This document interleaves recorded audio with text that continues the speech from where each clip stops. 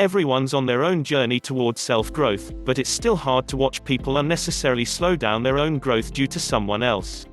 Persevering with self-growth and pushing past resistance. So many people have partners that are not on the same path when it comes to self-growth. Whether it be learning, growing, goals, or intentions, they've unintentionally surrounded themselves with people who don't support their personal development. It's very tough. This is a huge challenge for many. Criticism comes from fear. It's easy for a person that's not doing what you're doing, and who sees your self-growth, to try to bring you back down to their level. They do this so they don't feel bad about themselves being lower.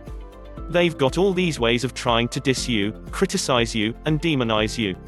It can be surprising watching the people we love denounce our self-growth and suddenly turn hostile.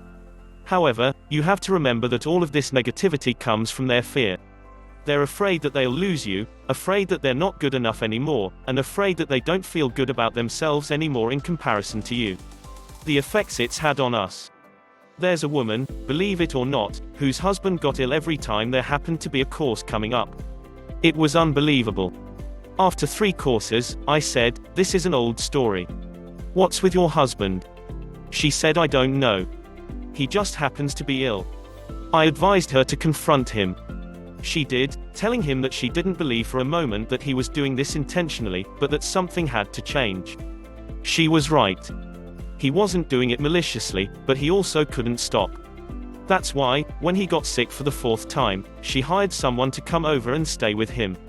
Then she came to the course. Lo and behold, he never got sick again. It was all subconscious. The bottom line is you can't let yourself be taken down. Breaking free from unsupportive people. If you want to keep these people from dragging you down, you have to be firm. First, do not argue with them. Just say, "Okay, I understand your point, thank you for sharing that," and then simply keep going. Keep participating in programs and keep doing what you're doing. Second, invite them, but don't pressure them. Invite them in a way that makes them want to come. Don't convince them. Maybe they'll find something within the seminar that resonates with them and finally dispels that fear. At the very least, they'll understand more of what you're doing.